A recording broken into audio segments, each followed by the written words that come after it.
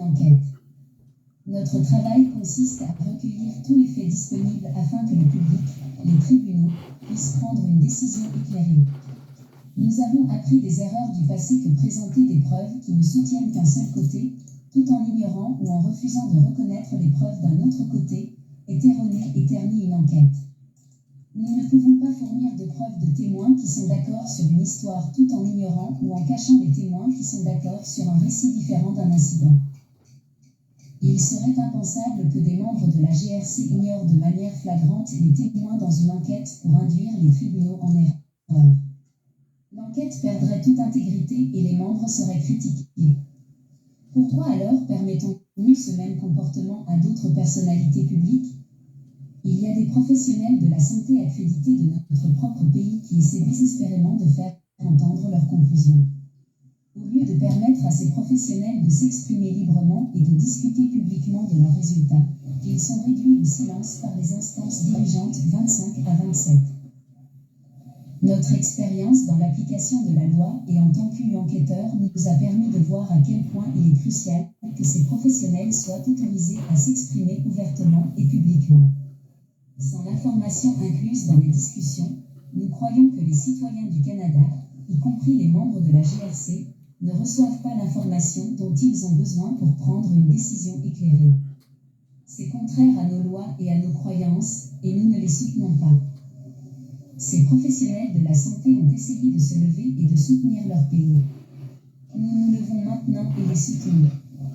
Ils doivent être autorisés à partager leurs informations publiquement pour maintenir la confiance des gens dans le gouvernement. Si les gens croient que le gouvernement continue de censurer les experts, le pays tombera dans l'instabilité. C'est courant dans le monde entier dans les pays dont les gouvernements tyranniques captent les informations de leur peuple. Discrimination. Nous nous opposons fermement à la discrimination qui a déjà commencé à créer la ségrégation dans notre pays. Il a divisé des familles, mis fin à des amitiés, déchiré des conjoints et fait son entrée sur le lieu de travail de la GRC. Nous croyons que le message actuel diffusé par nos gouvernements provincial et fédéral encourage la création d'un groupe interne appelé « vacciné » et d'un groupe externe appelé « non vacciné ». Pire encore, le groupe externe a été étiqueté « anti-vaxxers », un terme utilisé hors contexte de manière négative et péjorative. Les messages de nos gouvernements provoquent la déshumanisation du groupe des non-vaccinés. En déshumanisant l'exogroupe, une institution crée une plus grande division entre eux et l'engroupe. Les services de police partout au Canada sont fiers de leurs efforts pour embaucher des agents représentatifs des collectivités qu'ils desservent. Cela permet aux membres de la communauté de s'identifier à leurs agents et de les considérer comme faisant partie de la communauté. Nous sommes des représentants de nos collectivités au sein de la GRC et des représentants de la GRC dans nos collectivités. Le fait d'avoir une force de police composée uniquement de personnes vaccinées, tout en servant des collectivités composées de personnes non vaccinées, éliminera certaines des similitudes que les membres de la GRC partagent avec leur collectivité.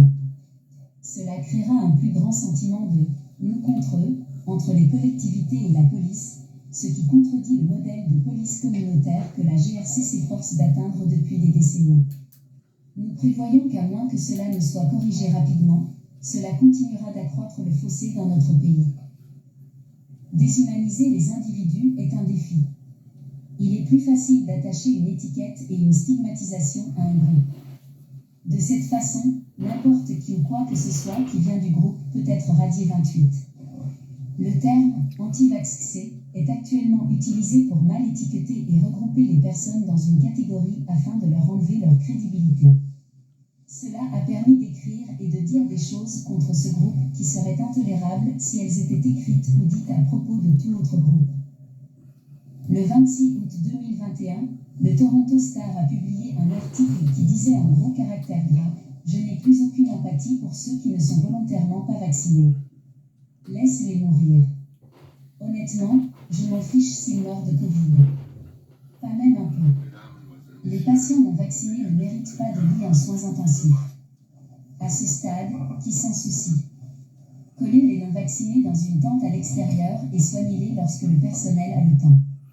29,30 si, volontairement non vaccinés, étaient remplacés par noirs, gays ou volontairement musulmans, cela aurait été qualifié de crime haineux.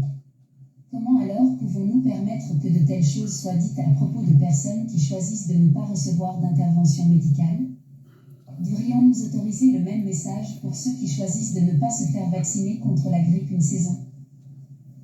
L'audace de cette déclaration imprimée dans un grand journal montre à quel point il est acceptable dans notre société de traiter les gens comme une classe inférieure de citoyens.